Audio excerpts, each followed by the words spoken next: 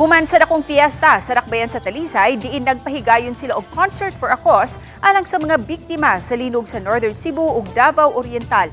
Personal nga gihatod nila Talisay City Mayor Samsam Gulyas uban ang konseho ug mga department heads ang hinabang pinansyal ug sinakong mga bugas ug bottled water.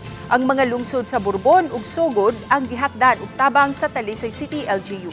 Matud ni Gulyas nga tag 482,000 pesos ang ilang gitudol nga tseke ngadto sa mga mayor sa Sogod ug Bourbon.